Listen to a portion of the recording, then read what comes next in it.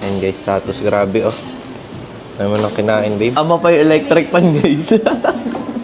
My life be like, yeah, my life be like. So, ayan yung una naming video. Nandito kami ngayon sa... Tama? Shrimp bucket. Wala silang pangalan. Yes, ano? Shrimp bucket. Parang Dito ano, sa may Green Hills. parang orange bucket. Parang? So, orange bucket. Orange bucket. Ginawa lang nilang shrimp bucket. Bakit ginaya nyo? Bakit ginaya lang yung shrimp? Ay, slow. Ayaw na mag-do. I'm hungry, you know. Sumutulong ako na si Chef. Kaya kami ng lab kasi para kakain. Pero wala dito. Oh, yung ano, yung... Hindi ba? Ay! Kumalma kami. My life be like. Oh. Papel, kasi parang napapaltan. Ang laki ngayon. Ay, ano to? Alam mo yung mga pumapapel talaga. Madaling paltan, no? Yung mga pumapapel. Oo, ano sila. Feeling may Parang papel. si... Sabi mo na si Jazz. Pwede ba mambash dito sa vlog Hindi na tayo to? hindi natin siya binabar. Ano lang? Maganda naman kasi si Jazz. Ah, Masyado lang siyang inggit sa mas bata sa kanya. Sabi ko nga, lumabas na si Jazz sa bahay ni Kuya. Lumipat na siya sa bahay ni Rosmar. Doon na lang siya. mas bagay siya. Bagay siya doon. Baka naman, Rosmar, alam mo na, baka pwede kang pumasok dyan sa pinaplano mong pabahay. Pabahay? Maganda kasi pumasok sa bahay ni Rosmar. Alam kung bakit. Bakit? Di ba 3 months kayo doon? 3 months kayo sa loob ng bahay hanggang December. Ba pwede mag-cellphone? Pwede daw. Oo, bibigyan ko yung sarili ng cellphone. Oh. Talaga. My life be like. So, ayan, nakuha na namin yung iced tea namin. Papakita ko pala sa inyo muna yung paligid, guys. Ayan, daming tao, guys.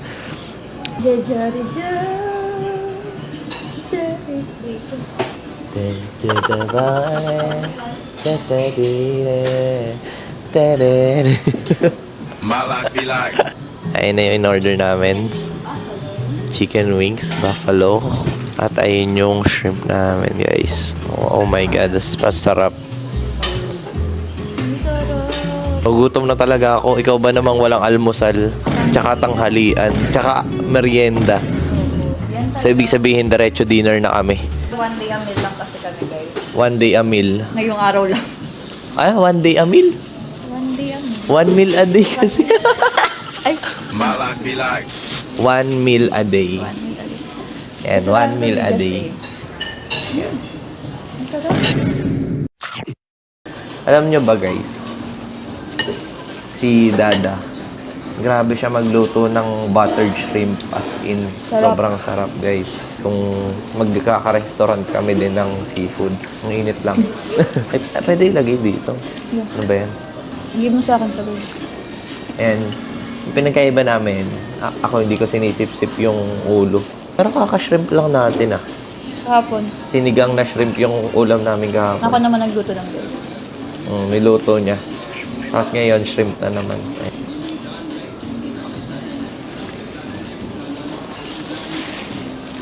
How about the chicken? Sakto lang. Maanghang. Siyempre, buffalo yan eh. So, ayan. Ito na, matutuloy na yung vlog namin kasi may pangako kaming vlog sa inyo nung 10. Hindi September nakapag-upload. 10. Hindi kami nakapag-upload kasi nagka-prom nga ng problema din talaga. Sa Walang audio yung iba. Tapos walang audio yung iba. Tapos yung iba na delete talaga siya. I mean, hindi siya nagsasave. Ngayon namin itutuloy yung vlog Nabuuna na kasi kami nagbablog. yun, sa phone pa. Ngayon, nagkaroon kami ng Osmo Papa. Osmo Pocket. Ito na yung gamit namin ngayon. Kaya nag-iba yung quality. So, tuloy-tuloy na talaga yung magiging vlog namin. Oh, ito na yung start. Sa'yo na to, babe? Sama? Yes. Ang binibigay ko sa kanya yung ulo. Masarap kasi yung ulo pag sumingkot ko. Uy! Iba yun. My life be like.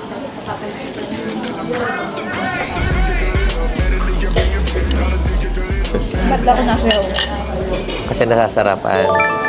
Kalalang niya na ako guys. Na. Kasi guys, ganun talaga siya. Kaya ang sarap niyang bigyan ng mga nasasarapan siyang pagkain. Alam niyo kung bakit. Sumasayaw siya sa sobrang saya. Tapos iiyak kasi tumataba. Usok-usok pa siya, guys. Tapos ito yung sauce niya. Ayan, sauce. Tikman na natin.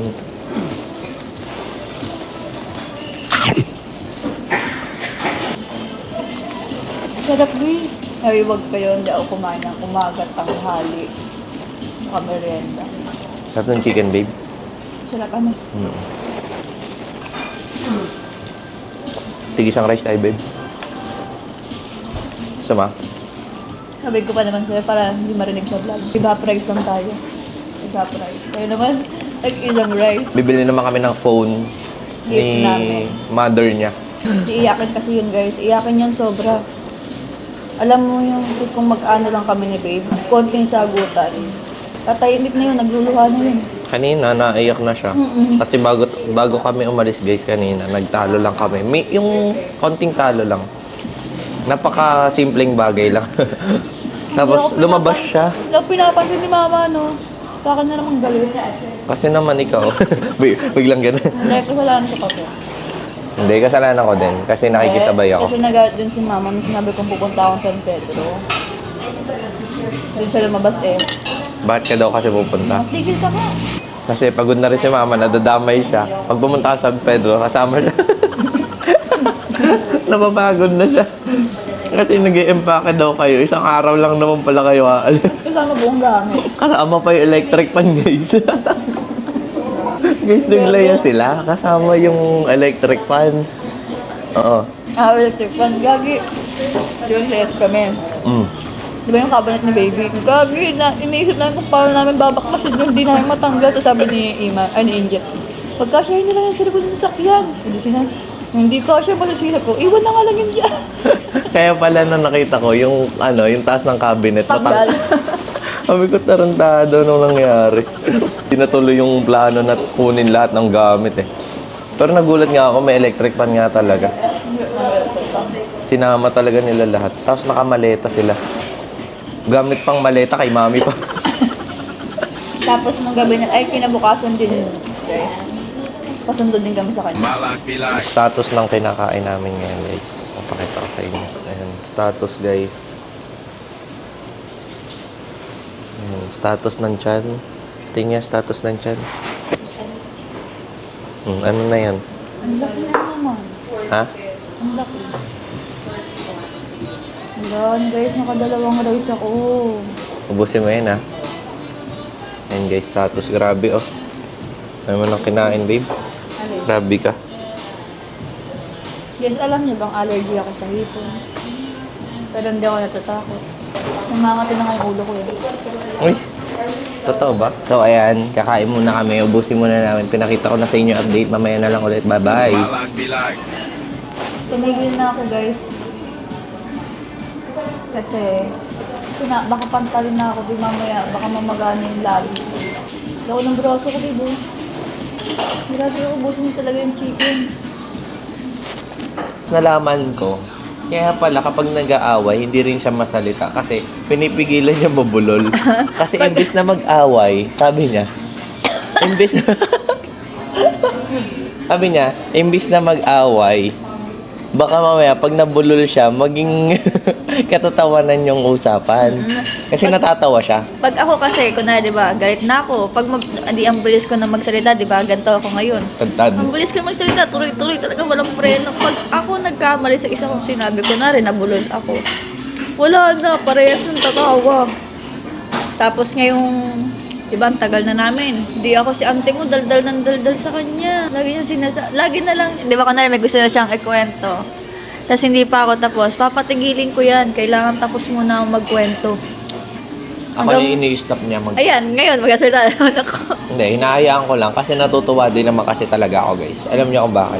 Kasi feel ko ako yung nakapagpabago sa kanya dun sa traits na, alam mo yun, hindi naman sa boring, hindi ko siya sinasabihan ng ganon. Hindi ko rin naman siya sinasabihan ng bakit ka ganyan, ba't ganito, ganyan. Sa totoo lang, gusto ko siya maging friendly talaga. Hindi lang sa amin, hindi lang sa akin, kundi yung parang matutunan niya yung communication, kung paano makipag-communicate na maayos. Yung humor ba? Yes, may humor siya, pero hindi niya kasi ma-deliver ng Sobrang tahimik ko lang kasi. kahit may gusto siya sabihin joke, tatawa lang siya mag-isa. My life be like. Bill out na. Yun guys, magwawash lang daw siya ng kanyang kamay. Ako, hindi na ako nagwash ng hands. Tapos nagkamali pa siya na pinuntahan. Oh my nagkamali siya. Ayan, dito kami sa Green Hills. Bumili kami ng Osmo Pocket 3. Ayun. Then, bibili kami ng phone ni Mother. Gift na namin sa kanya. Kasi po, malaking tulong yung ginagawa niya sa amin. Siya yung nagbabantay kay baby. Ganyan. Kaya yun, magbibigay kami ng phone sa kanya kasi magbe-birthday na rin siya. Then, sinagot ko na rin yung hair niya pang reband po.